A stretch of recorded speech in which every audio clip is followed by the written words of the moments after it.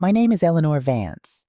I am 68 years old, and if you saw me in the checkout line at the local grocery store, you wouldn't look twice.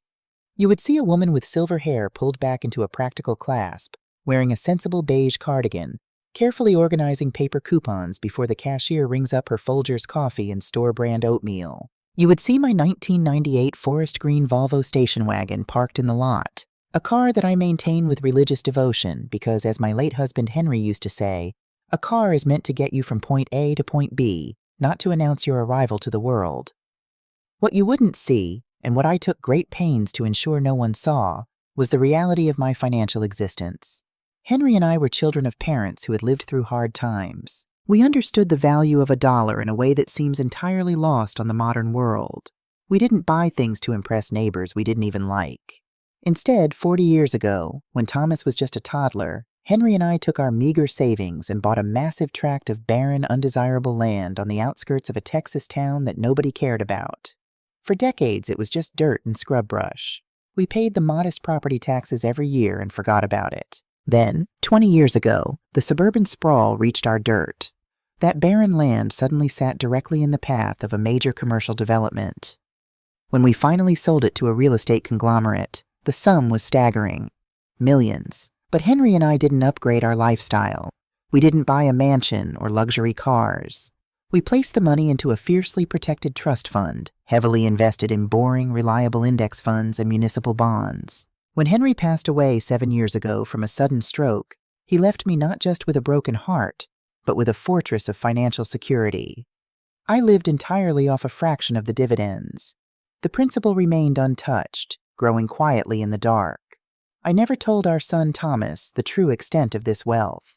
Henry and I had agreed early on, money ruins ambition. We paid for his college in full, a blessing few children get, but after that, we expected him to make his own way. Since Henry's passing, my life in our old 3-bedroom house in Boise had become a quiet routine. The house was too big for me, yes. The stairs made my knees ache on damp mornings, and the silence could sometimes feel as heavy as a wool blanket. But it was my house. The floorboards creaked in a language only I understood. The rose bushes in the backyard were planted by Henry's own hands. It was a museum of my life, and I was its devoted curator. Then came the weekend in late October. Thomas and his wife Jessica drove down from Seattle to visit. I remember the exact sound of their leased BMW pulling into my driveway, the crunch of the gravel under its heavy tires. Thomas, at 35, looked exhausted. He was a mid-level manager at a logistics firm, a boy who had always possessed a soft heart but a weak spine. He wore his stress in the dark circles under his eyes and the slight stoop of his shoulders. Jessica, on the other hand, stepped out of the car looking like she had just walked off a catalog page. She was 32, sharp-featured, with perfectly highlighted hair and a designer trench coat that cost more than my first car. I had always tried to love Jessica because Thomas loved her, but there was a calculation in her eyes that made me instinctively guard my purse. She was a woman who measured the worth of a room by glancing at the brand of its appliances. "Eleanor, oh, it's so good to see you," Jessica cooed, enveloping me in a cloud of expensive, heavy perfume. She hugged me a little too tightly, her perfectly manicured nails pressing into my sweater.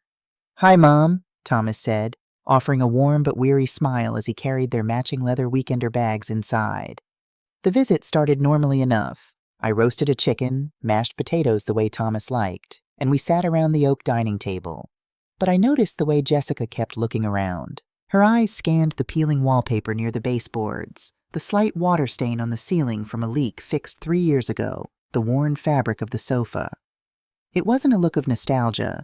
It was the look of an appraiser. After dinner, Thomas went out to the porch to take a work call, leaving Jessica and me in the kitchen. I was at the sink, washing dishes by hand, a chore I found meditative, when she leaned against the counter, holding a glass of Pinot Noir I had opened for them. "Eleanor, can we talk?" she asked softly. Her voice was laced with a thick, sugary concern that immediately put me on high alert. "Of course, dear. What is it?" I replied, scrubbing a roasting pan. "Thomas and I have been so worried about you," she began, placing a gentle, warm hand on my arm. "Living here all alone in this big house.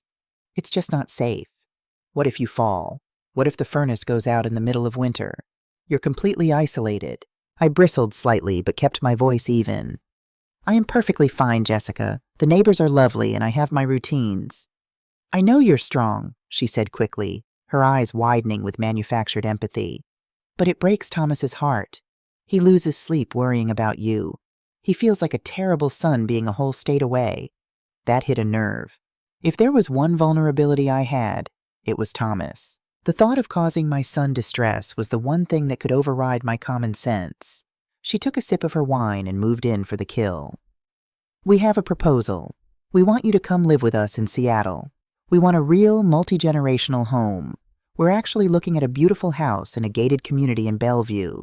It has a lovely guest suite on the ground floor. No stairs for your knees. You could be part of our daily lives. You wouldn't have to eat dinner alone anymore, Eleanor. I stopped scrubbing. I looked out the window into the dark backyard, unable to see Henry's rose bushes. Not eating dinner alone. It was a powerful, intoxicating promise to a widow. Seattle is expensive, I murmured, testing the waters. Jessica sighed, a delicate, practiced sound. It is. And if we're being completely honest, Thomas and I are stretching ourselves a bit to make this dream happen. But we figured, if you sold this house, the equity could go toward the down payment of the new place. It would be our family home. We'd take care of everything for you. You'd never have to worry about a leaky roof or a utility bill again. You would just rest and be loved. Thomas walked back into the kitchen just then. He looked at Jessica, then at me. She's right, Mom. We want you with us. Please, let us take care of you. I looked at my son's pleading eyes. I saw the little boy who used to hide behind my legs when it thundered.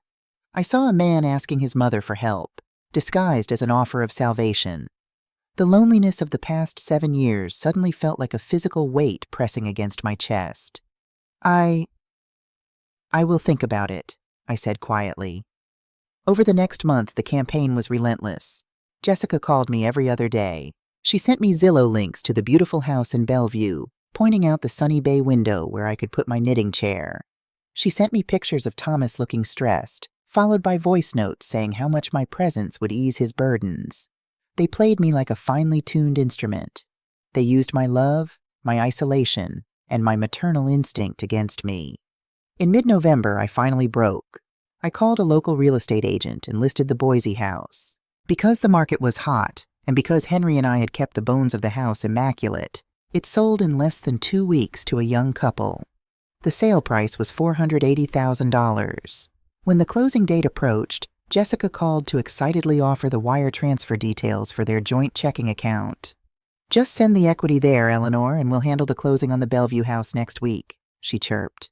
But I am an old woman, not a foolish one. My heart may have been swayed by the promise of family, but my brain was still the one that had managed a multi-million-dollar portfolio for decades. I felt a faint, primitive alarm bell ringing in the back of my mind, a whisper from Henry saying, "Trust but verify."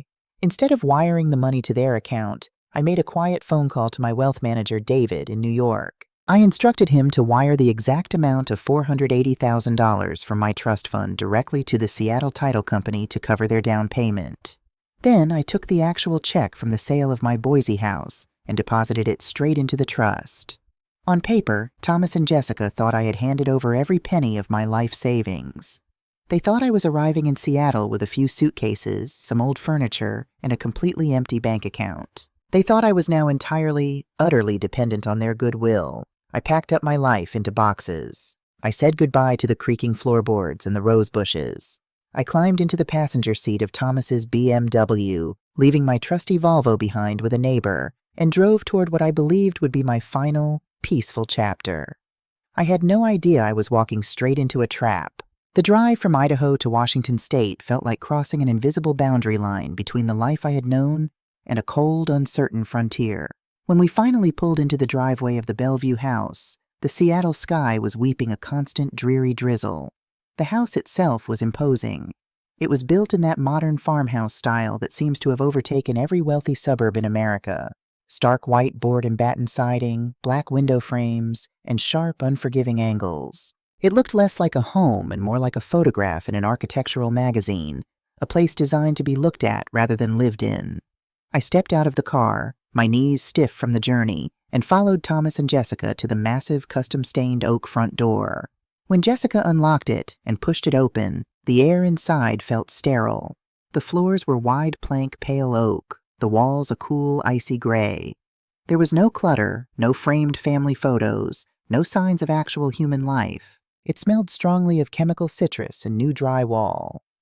"Welcome to our forever home, Eleanor," Jessica announced, her voice echoing slightly in the cavernous, open-concept foyer. Her smile was tight, her eyes already darting around to see if our wet shoes were marking her pristine floors. "It's very grand," I managed to say, clutching my purse tightly to my chest. "Let me show you your room, Mom," Thomas said, his voice carrying a strange, nervous tremor. He picked up my 2 suitcases and led me away from the grand staircase, down a narrow hallway off the kitchen. I followed him, expecting to see the bright, sunny bay window Jessica had promised me on those endless phone calls. Instead, Thomas pushed open a hollow-core door at the very end of the hall, right next to the laundry room and the entrance to the 3-car garage. The room was no larger than a standard walk-in closet. A single narrow window looked directly out onto the neighbor's gray vinyl fence, letting in only a pathetic sliver of gray light. The bed was a simple twin size pushed flush against the wall to save space. There was no armchair, no bay window, no place for my knitting. A cold draft seeped in from the garage door nearby. I stood in the doorway, staring at the cramped space. The silence stretched between my son and me, thick and suffocating. Thomas swallowed hard, refusing to meet my eyes. He set the suitcases down at the foot of the narrow bed. It's just temporary, Mom. Just until we get the upstairs guest suite painted and furnished properly. Jessica ordered some custom drapes that are backlogged. You know how supply chains are right now." I looked at my son. The lie was so poorly constructed, so flimsy that it insulted my intelligence. But I was tired. I had just sold my home of 40 years. I had nowhere else to go. "Of course, Thomas," I said quietly. "This will do just fine."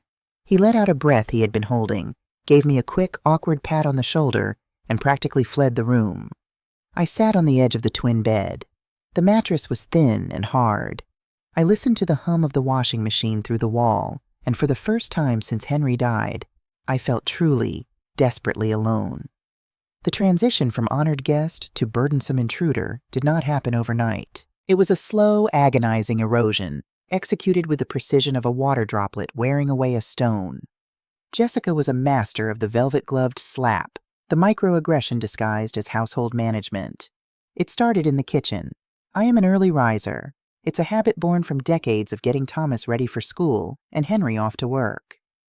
On my 3rd morning in Bellevue, I woke at 6 a.m., went to the kitchen and put on a pot of coffee and a small bowl of oatmeal. Jessica appeared at the edge of the kitchen island, tightening the belt of her silk robe.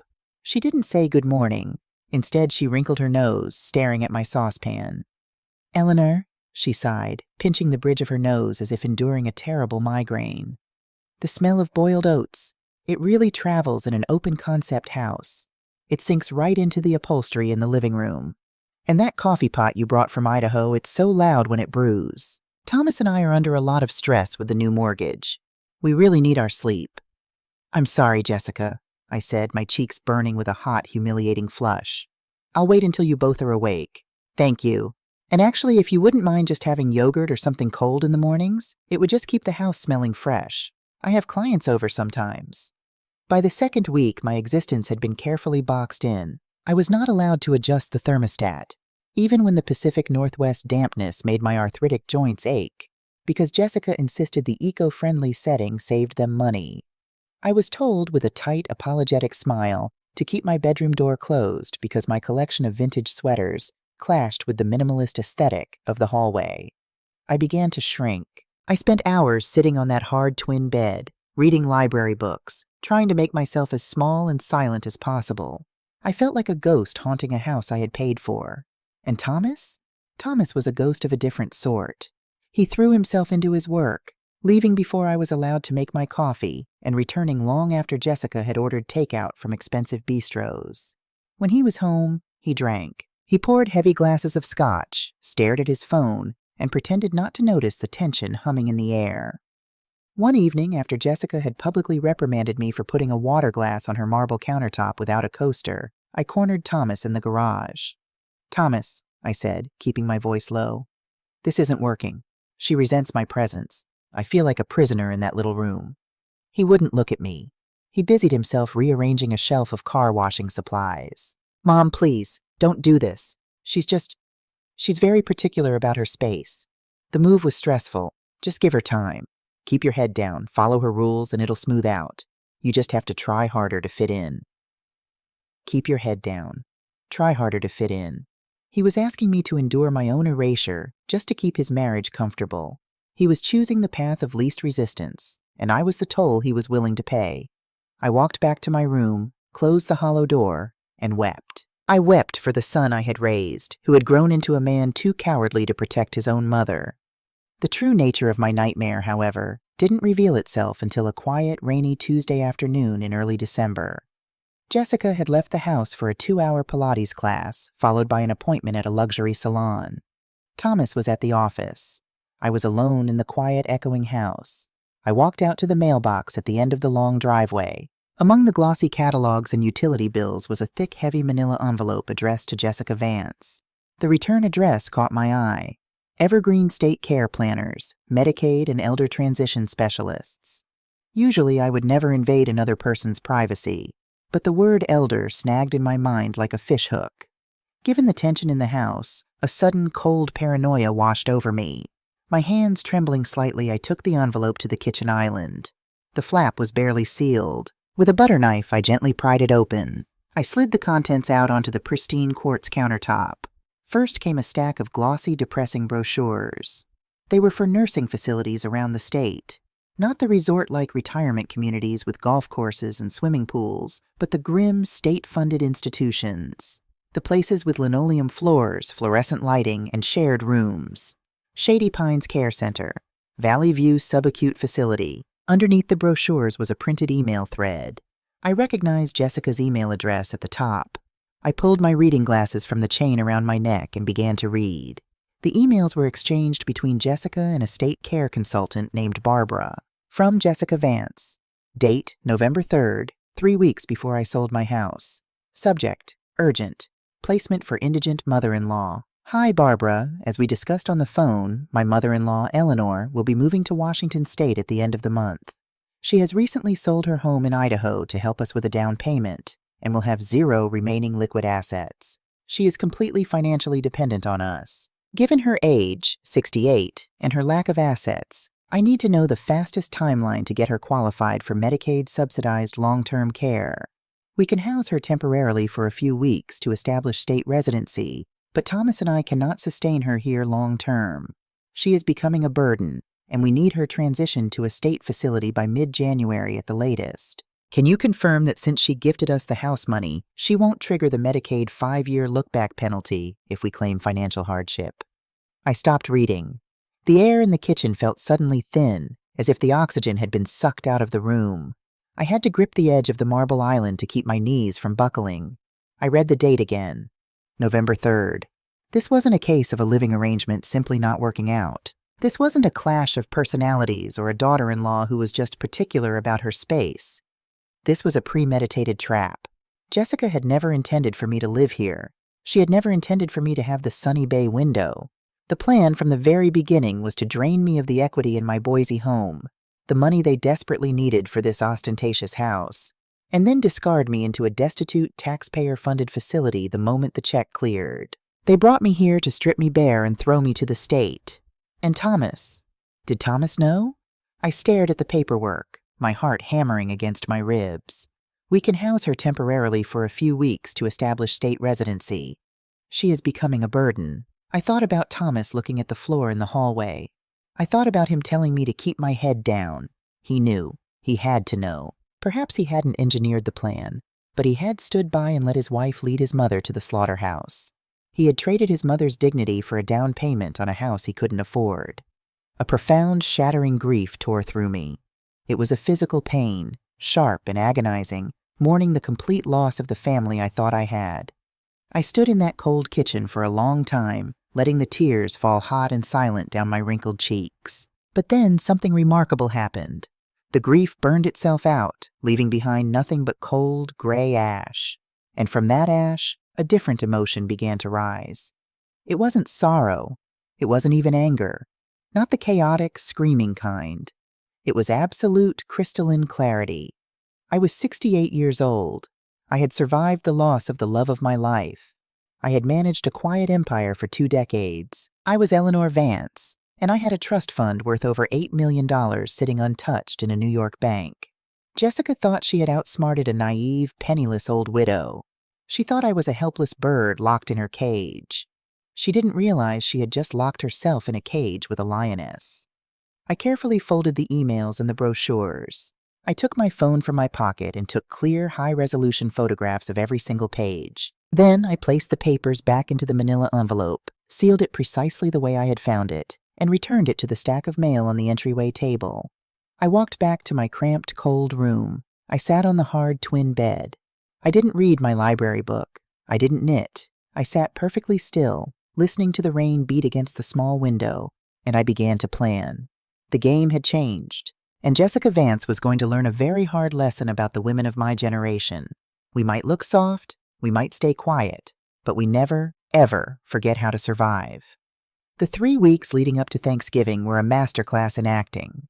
If Jessica was playing the role of the burdened, saintly daughter-in-law, I was giving an award-winning performance as the frail, oblivious widow. I kept to my cramped room. I ate my cold yogurt in the mornings. I spoke only when spoken to, offering polite, vacant smiles. But behind the closed hollow-core door of my room, I was busy. I purchased a prepaid, untraceable burner phone from a local pharmacy during one of my allowed daily walks. I used it to call David, my wealth manager in New York. I told him exactly what was happening. David, who had known Henry and me for 20 years, was quietly furious. "Say the word, Eleanor, and I will have a team of litigators descend on that house like a plague of locusts," David said, his usually measured voice tight with anger. "No, David," I replied, staring out at the gray vinyl fence. "Litigation is noisy. I don't want noise. I want a surgical extraction, and then I want leverage.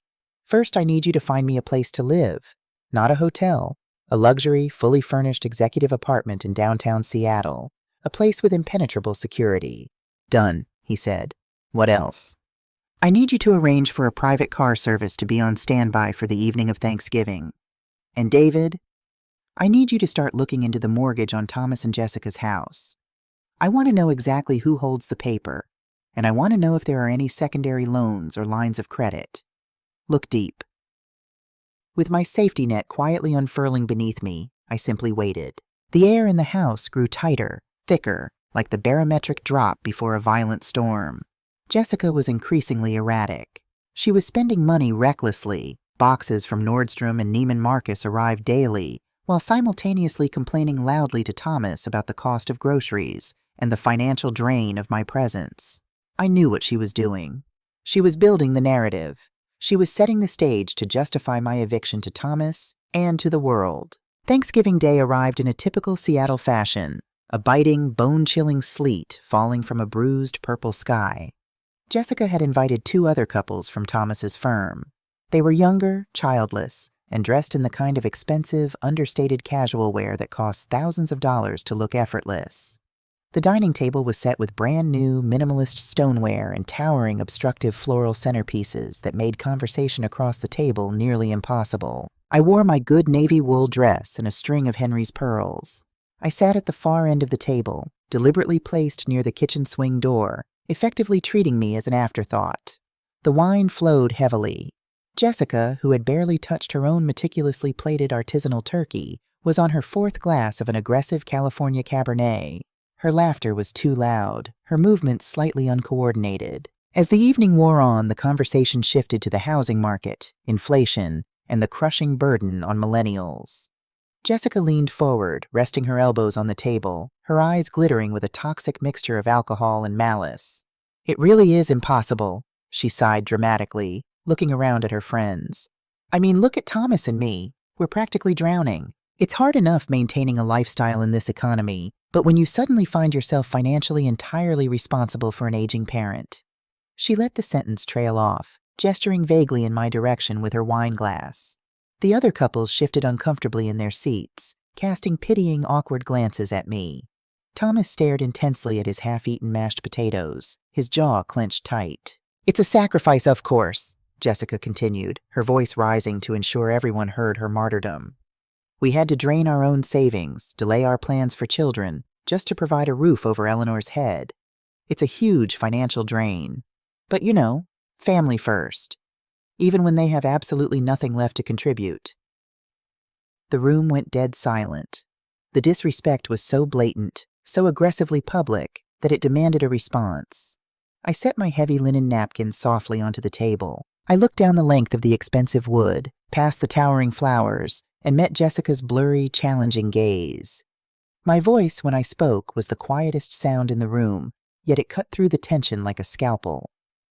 "That is remarkably generous of you, Jessica," I said evenly, "especially considering that the entire $480,000 down payment for this house came exclusively from the sale of my property in Boise. So in a very real sense, I suppose I am the one hosting you this evening. Please have another glass of wine in my home."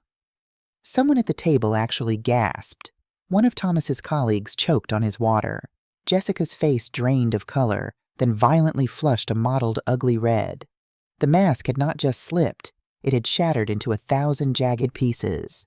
Her friends were staring at her, wide-eyed, doing the mental math of the massive lie she had just been caught in. "You," Jessica stammered, her hands gripping the edge of the table so hard her knuckles turned white. "How dare you, you ungrateful, crazy old bat! You have dementia. You don't know what you're talking about." "Mom, please," Thomas finally spoke, his voice a pathetic, reedy whisper. "Don't do this right now."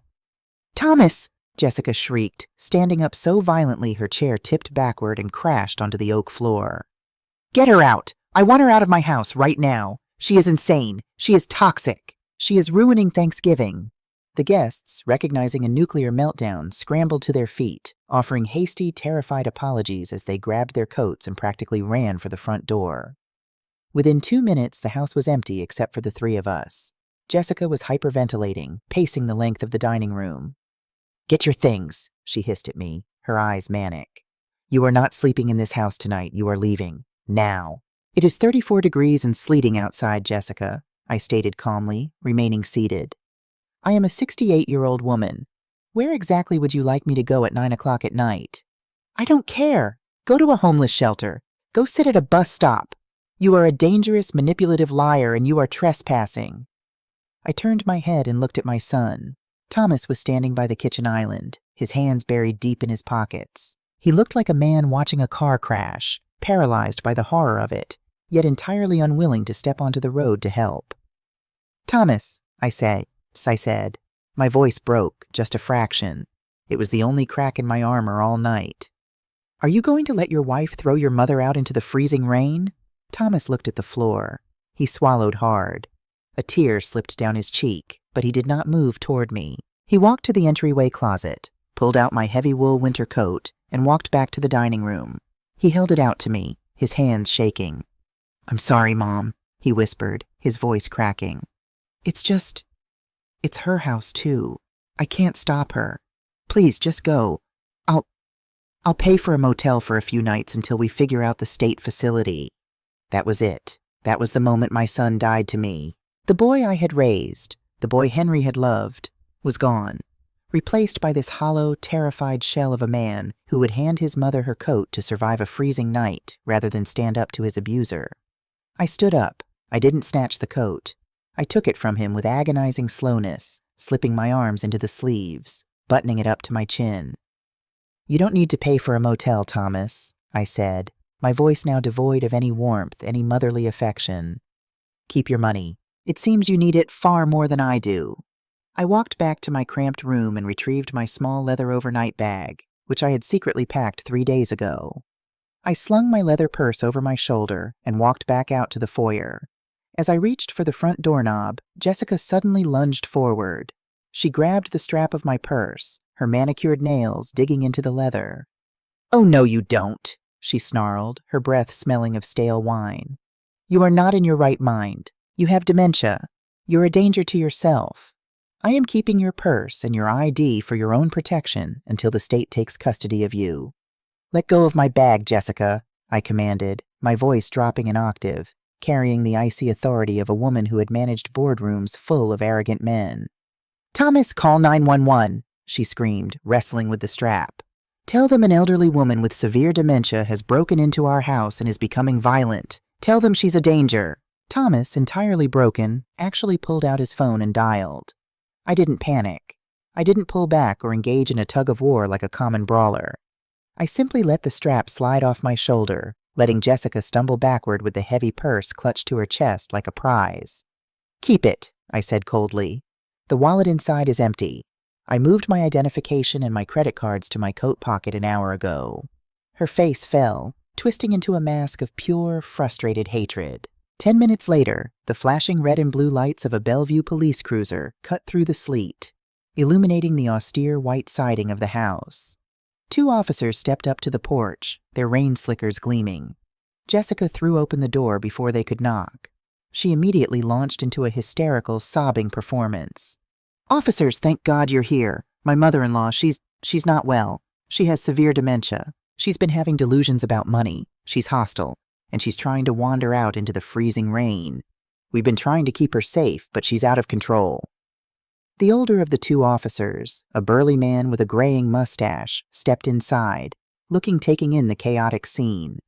The overturned dining chair, Jessica's tear-streaked face, Thomas cowering in the background, and me, standing calmly by the door in my buttoned coat. He approached me cautiously, adopting the gentle, slightly patronizing tone people use with toddlers and the elderly. "Ma'am, are you all right? Can you tell me your name and where you are right now?" I stood up perfectly straight. I looked the officer directly in the eye. "My name is Eleanor Vance," I said, my voice crystal clear, steady, and perfectly modulated. "I am 68 years old. The current date is Thursday, November 26th. I am currently standing in the foyer of a home located at 4420 Oak Ridge Lane, Bellevue, Washington. The home was purchased a month ago, financed entirely by a $480,000 down payment that I provided." The officer blinked, surprised by the sharpness of my response. I reached slowly into my coat pocket and produced my Washington State ID card, handing it to him.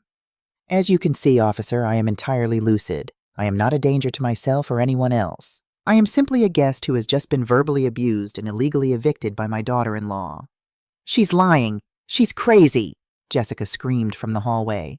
The officer looked at my ID, then at Jessica, then back at me. His demeanor shifted instantly from patronizing to respectful. He had been a cop long enough to recognize the difference between a medical emergency and a nasty domestic dispute. "Ma'am," he said, handing my ID back, "you clearly have your wits about you. But if the homeowners are asking you to leave, it becomes a civil matter. Do you have somewhere safe to go tonight? The weather is brutal. We can take you to a shelter or call a cab." "That won't be necessary, officer," I said. "My transportation is already here." Right on cue, the heavy, smooth hum of a massive engine rolled up the driveway. Through the open front door, past the police cruiser, pulled a pristine, jet-black Lincoln Navigator. The driver, a tall man in a dark suit holding a large black umbrella, stepped out into the sleet and walked up the driveway, stopping respectfully at the edge of the porch. "Mrs. Vance?" the driver asked, his voice carrying over the rain. "Mr. Sterling sent me. The apartment is ready, and the heat is on." Jessica stopped breathing. Thomas took a step forward, his eyes wide, staring at the luxury vehicle that cost more than his yearly salary. The police officers exchanged a bewildered look. I turned back to my son and his wife. "You assumed my silence meant I was weak," I said, my voice carrying no anger, only a profound, freezing finality. "You assumed my age meant I was stupid. You took my home and you tried to take my dignity." I looked at Thomas. "Goodbye, Thomas. I hope this house was worth the price of your soul." I didn't wait for a response. I walked out the front door, stepping smoothly under the protective canopy of the driver's umbrella. He opened the heavy door of the Navigator for me, the plush leather interior glowing with a warm, inviting light. As the SUV backed down the driveway and pulled away into the dark, stormy night, I looked out the tinted window one last time. I saw Jessica standing in the doorway, clutching my empty purse, her face a portrait of utter, terrified confusion. I saw the police officers asking her to step back inside, and I saw Thomas, standing exactly where I had left him, a small, pathetic man swallowed by a house that was about to become his tomb. I leaned back against the heated leather seat, pulled my burner phone from my pocket, and sent David a single text message. I'm out. Begin phase 2. The executive apartment David had secured for me was located on the 24th floor of a steel and glass tower overlooking Elliott Bay. When I woke up the morning after Thanksgiving, the first thing I noticed was the absolute pristine silence. There was no washing machine humming through a thin wall. There was no heavy, anxious footfall of a son avoiding his mother. I threw off the heavy down comforter and walked out into the expansive living space. Floor-to-ceiling windows framed the gray, churning waters of the Puget Sound and the jagged, snow-capped peaks of the Olympic Mountains in the distance. The kitchen was a chef's dream of dark granite and brushed steel. My luggage sat neatly by the door, exactly where the driver had placed it. I walked into the kitchen, found a bag of locally roasted coffee David had arranged to be stocked in the pantry, and made myself a French press. I sat in a plush leather armchair by the window, watching the ferries carve white wakes across the dark water, and I breathed. I took my first truly deep breath in over a month. The narrative Jessica had tried to write for me, the story of a helpless, deteriorating old woman who needed to be institutionalized, had evaporated the moment I stepped into that Lincoln Navigator. I was Eleanor Vance. I had been a partner in building a small empire. I knew how to read a balance sheet, how to negotiate a contract, and most importantly, how to wait. Over the next 4 months, as the Seattle winter slowly yielded to the damp green promise of spring, I rebuilt my life. I did not sit in the apartment and brood. I ventured out.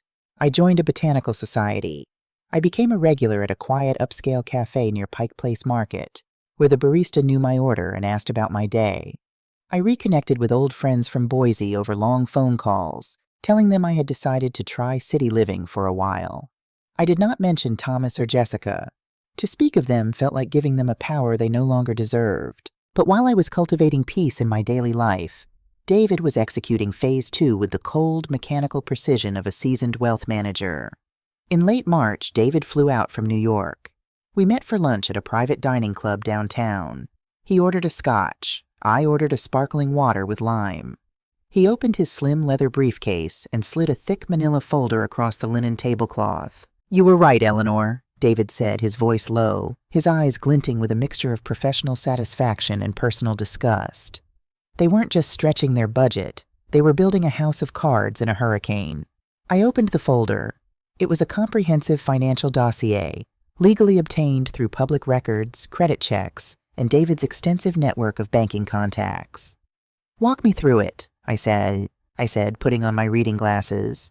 When you sold your house in Boise, David explained, tapping a manicured finger on a spreadsheet, the $480,000 went entirely to the down payment of the Bellevue property, but they bought a house that cost $1.5 million.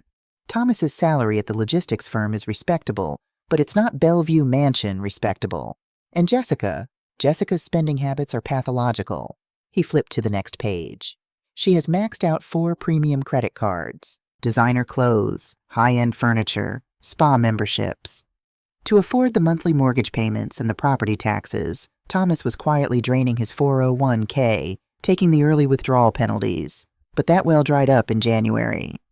I looked at the numbers. It was a terrifying portrait of modern financial desperation, the desperate need to appear wealthy while secretly drowning in debt. What is their current status? I asked. Critical, David replied, taking a sip of his scotch. 2 weeks ago, Thomas went to a branch of Pacific Standard Bank. He tried to apply for a home equity line of credit, a HELOC, to consolidate Jessica's credit card debt and get some breathing room. He thought the house had appreciated enough to save him. And? The loan officer didn't just deny the HELOC. David smiled thinly. He informed Thomas that because he had missed his last 3 primary mortgage payments, the bank had officially initiated pre-foreclosure proceedings. They are 90 days away from having the house auctioned off on the courthouse steps. They are functionally bankrupt, Eleanor. I sat back in my chair, looking out the window at the bustling city below. I thought about Jessica pouring expensive wine at Thanksgiving, boasting about her sacrifice. I thought about Thomas, handing me my winter coat, willing to sacrifice my safety to preserve the illusion of his success. They had stolen my sanctuary not to build a family, but to briefly plug a hole in a sinking ship of their own making. If the bank forecloses, they lose everything, I murmured. The equity from my Boise house, it will be wiped out by the bank's fees and the fire sale price. Exactly, David said.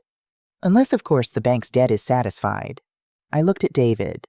An idea, cold and brilliant, had been forming in the back of my mind for weeks. Now, looking at the absolute ruin my son had brought upon himself, the idea crystallized into a concrete plan. David, I said slowly, tracing the rim of my water glass, if a bank holds a non-performing loan, a mortgage in default, they often sell that bad debt to third-party collection agencies or private investors for pennies on the dollar, just to get it off their books, correct? David's eyes widened slightly as he caught my drift. Yes, it's called an assignment of mortgage. It happens every day in the commercial sector. I want the Vance Family Trust to purchase the mortgage on 4420 Oak Ridge Lane, I stated, my voice as hard as the granite countertops in my apartment. I don't want to buy the house from Thomas. I want to buy his debt from the bank. I want to be the entity holding the paper. I want to be his creditor. David let out a low whistle. Eleanor, that is ruthless. If the trust owns the debt, the trust has the legal right to proceed with the foreclosure.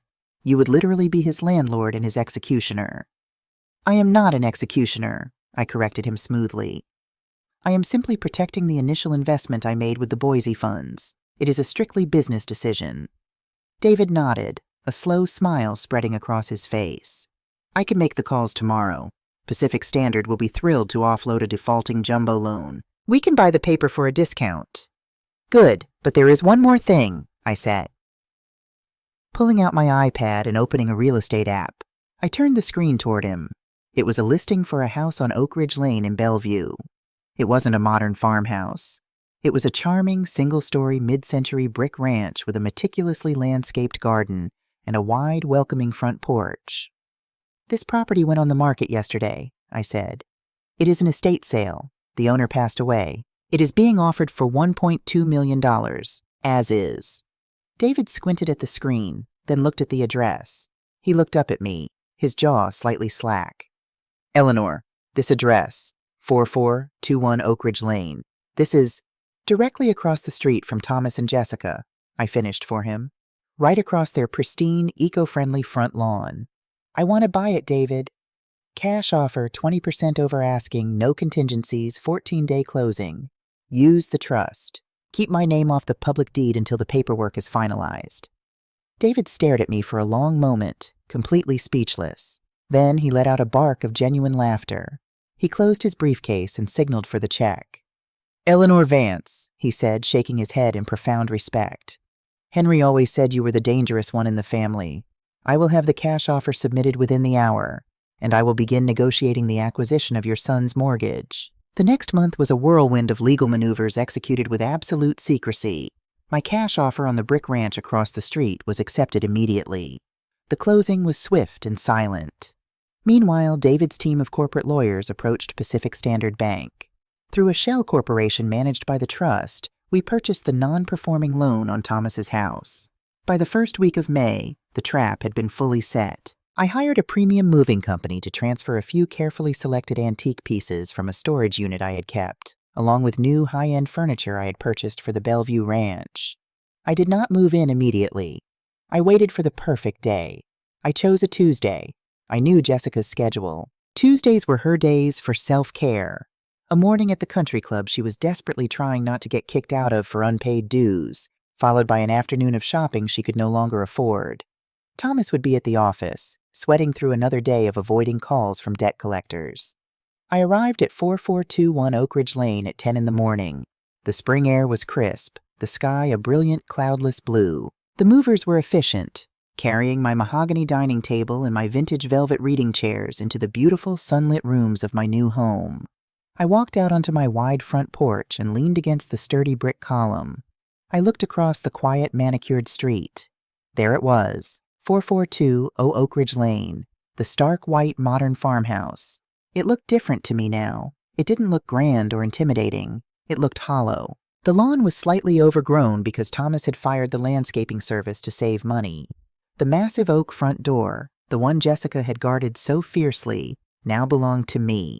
Every nail, every plank of pale oak flooring, Every shard of quartz in that kitchen was legally collateral, held by the Eleanor Vance Trust. I imagined Jessica pulling into her driveway later that afternoon. I imagined her noticing the moving truck across the street. I imagined the absolute, unadulterated horror she would feel when she saw the silver-haired woman in the sensible cardigan standing on the porch, holding a steaming mug of tea, watching her. I had been told to keep my head down. I had been told to make myself small. I had been thrown out into the freezing rain because I was deemed a penniless burden. Now my roots were deep in the ground, and I owned the very earth they stood on. It was time for the neighborhood to meet the real Eleanor Vance, and it was time for Thomas and Jessica to pay their rent. The psychological unraveling of Jessica Vance began precisely at 4:15 p.m. that Tuesday. I was sitting on my new front porch, a cup of Earl Grey tea resting on the small wicker table beside me, a cashmere throw draped over my legs. The spring afternoon was golden. I watched as the leased BMW turned onto Oak Ridge Lane and pulled into the driveway across the street. Jessica stepped out. She was wearing designer yoga pants and carrying 3 large shopping bags from a high-end boutique in downtown Seattle. She kicked the car door shut with her heel and turned toward her house. And then she saw me. She stopped dead in the middle of her driveway. The shopping bag slipped from her fingers, landing on the concrete with a soft thud. Even from 100 feet away, I could see the color completely drain from her face. She looked at me, sitting serenely on the porch of the $1 million brick ranch. She looked at the vintage Volvo parked neatly in my new driveway.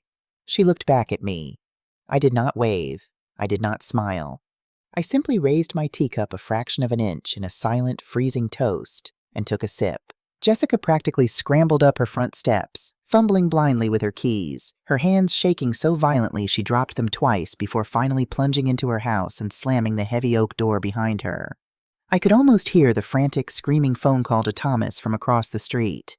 For the next month, I did absolutely nothing to provoke them. I didn't need to. Simply existing in my beautiful home was a daily, agonizing torment for Jessica. I joined the Neighborhood Homeowners Association. I hired a charming local boy to plant hydrangeas along my front walk. I became friendly with Arthur Pendleton, a retired corporate lawyer who lived 2 doors down and possessed a razor-sharp wit and a deep appreciation for dry martinis. Thomas and Jessica, conversely, were living in a pressure cooker. Thomas looked gray, his shoulders perpetually hunched, his eyes darting away whenever he drove past my house. Jessica stopped coming outside altogether. The blinds on their front windows were drawn tight all day, giving their modern farmhouse the appearance of a pale, blind ghost. But hiding could not stop the clock. The 90-day grace period on their defaulted mortgage was rapidly evaporating. The climax arrived on a warm Saturday in late June, during the annual Oak Ridge Lane Summer Block Party. The HOA president had organized a catered barbecue on the large communal green space at the end of our cul-de-sac. White tents were set up, children were running through sprinklers, and the adults stood in small clusters, holding plastic cups of wine and local craft beer. I attended with Arthur, wearing a tasteful linen sundress, carrying a plate of homemade lemon bars that were quickly becoming famous on the block. I expected Thomas and Jessica to stay hidden, but desperation makes people do foolish things.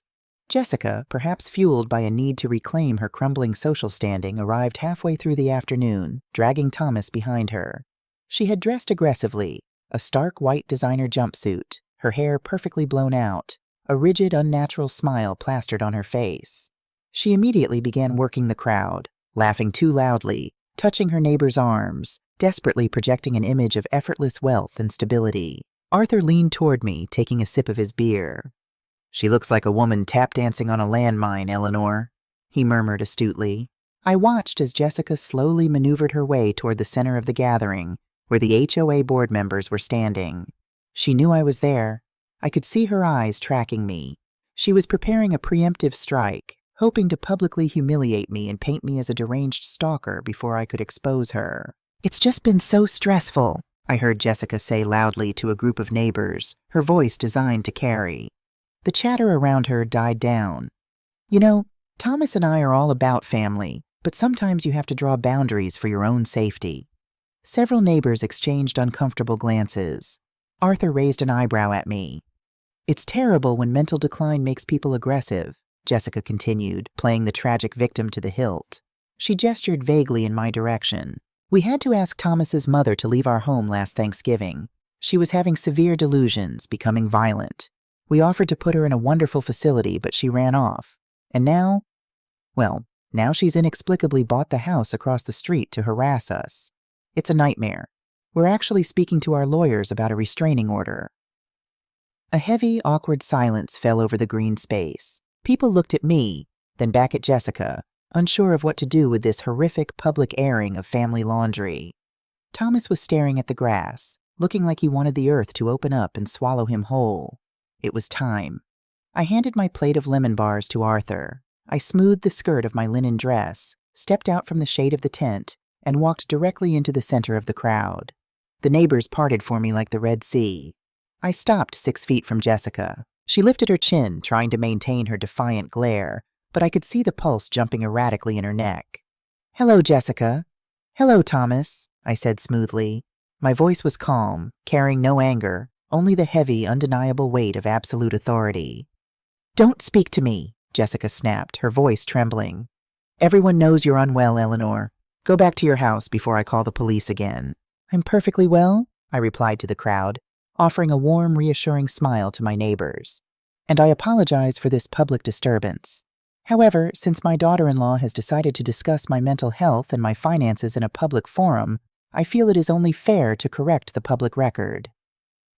I reached into the large leather tote bag hanging from my shoulder and pulled out a thick, legal-sized manila envelope. I held it out toward Thomas. "I did not buy the house across the street to harass you, Jessica. I bought it because I like the neighborhood," I said, my eyes locking onto Thomas's terrified face.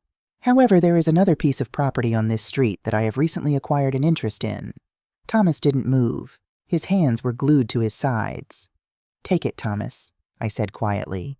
Slowly, as if moving underwater, Thomas reached out and took the envelope. He opened the clasp with shaking fingers and pulled out the legal documents inside. "What is that?" Jessica demanded, her voice shrill, trying to snatch the papers from him. "Thomas, what is she giving you?" Thomas stared at the top page. His face went entirely slack. All the blood rushed from his cheeks, leaving him looking like a corpse. He couldn't speak. He just stared at the paper, his mouth opening and closing silently. "Since Thomas seems unable to read it aloud," I addressed the silent, captivated crowd, "I will clarify. That is an official notice of default and intent to foreclose. As of 3 weeks ago, the Eleanor Vance Family Trust legally purchased the non-performing mortgage on the property located at 4420 Oak Ridge Lane from Pacific Standard Bank." Jessica froze. "What? No, that's impossible. We owe the bank." "You did," I corrected her gently. "Now you owe me. You are 4 months behind on your payments, Thomas.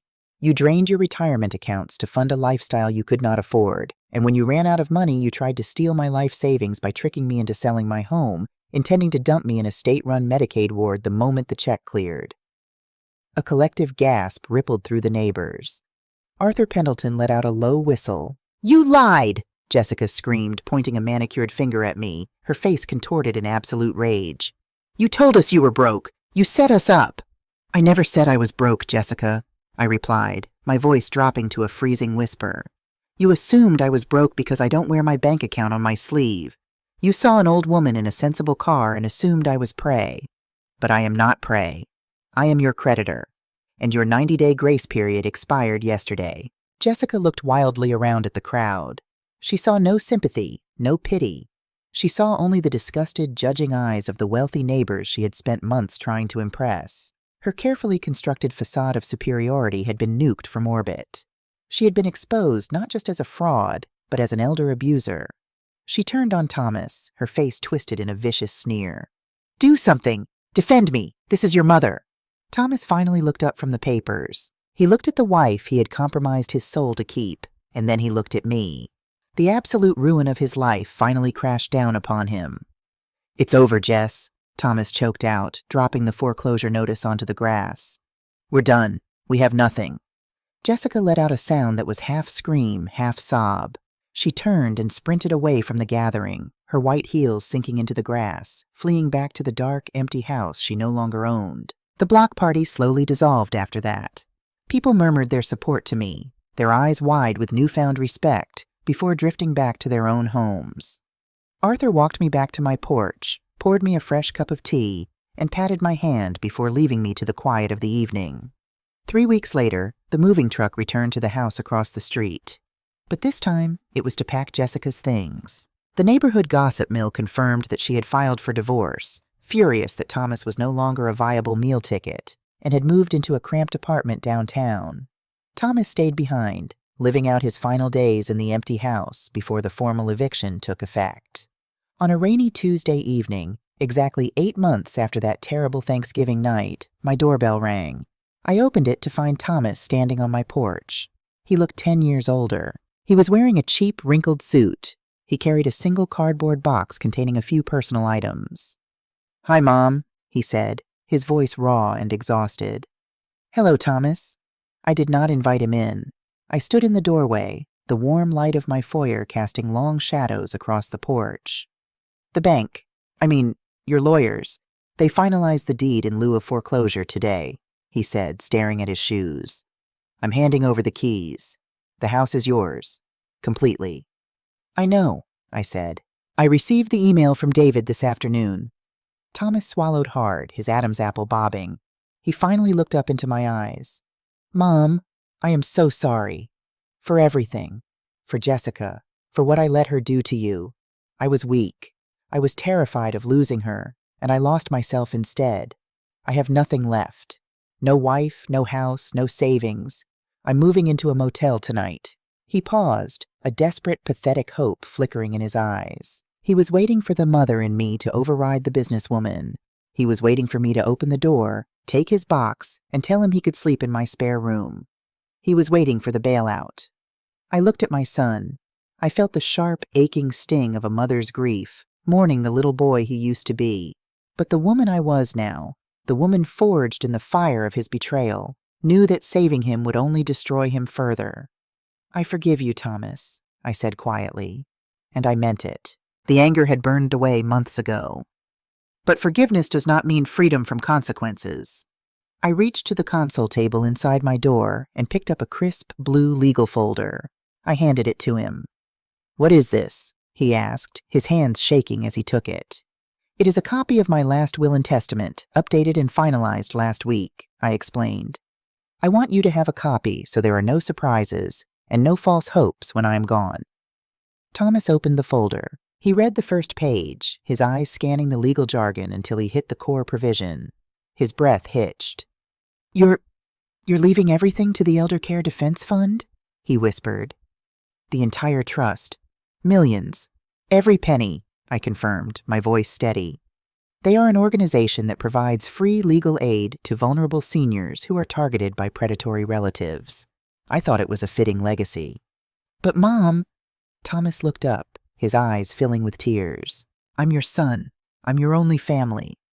You made your choice about what family meant to you last November, Thomas, when you handed me my coat in the freezing rain," I said, my voice gentle but entirely unyielding. "I paid for your education. I gave you the foundation to build a life. What you did with it was your responsibility. If you want to rebuild your life now, you will do it with your own 2 hands. You will not do it with Henry's money, and you will not do it at my expense." Thomas stared at me. He looked for a crack, a hesitation, a sign of weakness. He found none. He closed the folder, tucked it under his arm, and nodded slowly. He finally understood. The umbilical cord was permanently cut. "Goodbye, Mom," he whispered. "Goodbye, Thomas. Be a better man than you were yesterday." I closed the heavy oak door. I engaged the deadbolt. I walked through my beautiful, quiet house, turning off the lights one by one until I reached my bedroom. The next morning I woke up early. I made my coffee and walked out to my front garden. The hydrangeas were blooming beautifully, large orbs of vibrant blue and purple. Across the street, a crew of contractors had already arrived at the empty modern farmhouse. They were tearing out the barren eco-lawn, preparing to plant a vibrant, welcoming garden before my real estate agent put the property back on the market. I sat on the wooden bench under my porch, feeling the warmth of the morning sun on my face. I was 69 years old. I was a widow, and I was, for all intents and purposes, a mother without a son.